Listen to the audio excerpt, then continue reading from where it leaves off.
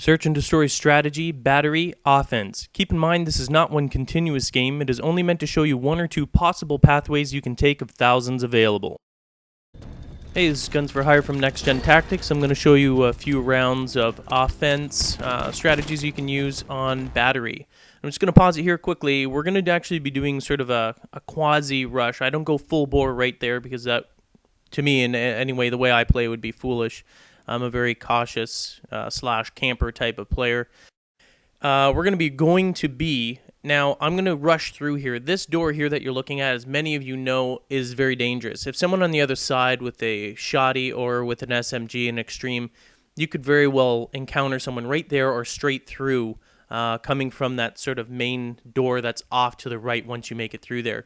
But you know, you just you keep going through. Not a lot of people rush through there, and if they're rushing, they're going to be in a run mode too, so it's whoever's quickest on the trigger, and you just got to hope for luck. So we're going to be running through there. As long as you're prepared to meet someone on the other side, you should be all right. Just always assume there's going to be someone there. Okay, so we're going to come in here.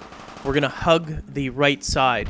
We're going to do that because chances are there's going to be a player around the corner there. At least that's where I would position myself. But then I see my teammate. He's going to go running by. So if there was one there, it's going to draw his fire from there, or he's going to go chasing after that and focus on that player. So I figure it's safe to come out. Now I'm going in, so I'm going to place my Betties sort of defensive on that side. Hopefully catch someone from either at A that's coming from the bottom or just running around that corner. I placed the other one obviously at the bomb site. It's always a good one to do there. This area here that I'm in, I don't actually normally like. I don't find it to be very good. There's the first Betty going off near the stairs. Now, I don't need to even look at the bomb site because, number one, I got a Betty there. Number two, I had a player. I said had because he's dead. And I just saw that guy there. He bites it at the Betty. Now, I'm watching the side door here because I am susceptible to that person flanking me. Plus, I can hear anyone that's defusing. So as soon as I hear someone defusing, that's when I'm going to nail them. So concentrate on that side door and just listen for enemy players. Sort of keep a wide angle like I'm doing here so you're watching both entrances. You don't want them to sneak around the side or anything. We hear the guy defusing, and we finish him off. Alright, my teammate's going to grab the bomb and has decided to do a rush or whatever.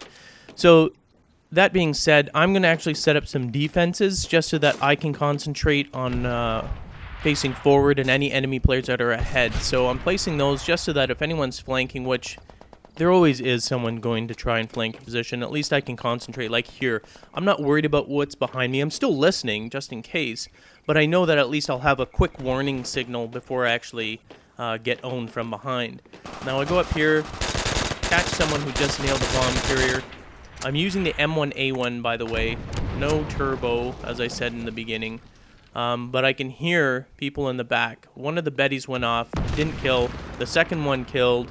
And I can hear someone as well, though. So obviously, there's a few of them trying to actually flank. That guy just goes running straight through. He was obviously watching the map and assumed that I was in that forward position as well. Use it, especially when you're the last person, use the UAV. I don't care if it's one-on-one. Don't lose the round because you think you can own the last guy. Ensure the win. Now, I stay back. I get lucky because the guy came down, but the M1A1 allowed me to sort of make those long sort of sightline shots, which is why I want to do that. Now, I can see that there's one guy left. I've got the advantage. I know where he is. He has no idea where I'm approaching from. He saw the fire, the shots and everything, so he's sort of somewhat aware, but he can't be certain if I'm planting. He's just there because he's scared. Now, I have the advantage, so I'm just sort of throwing this, not meaning to get him, because I throw both. I just want to sort of have a deterrent for him. Once that smoke's going, I'm going to run back and plant. Now, when I do plant, you'll notice that I stop in the middle of planting. This is actually one of the first times I did this. When I was planting, I was thinking, okay, where am I going to position myself? And I thought, you know what? A perfect way to position myself is back down in the corner, totally away from the bomb site. And in order for me to do that, I want to be able to see where the bomb is. So when he's defusing, he has to be in the open. So now I'm looking at exactly where I'm going, which is way back down there in the corner. I'm going to nab anyone that's coming from the side entrance right down here with me, which is where he comes from. But if anyone, even from the top, who can't see me from up top, they have to position themselves right where I can see them, and the M1A1 will allow me to kill them. And we nail the guy coming here anyway. There he comes.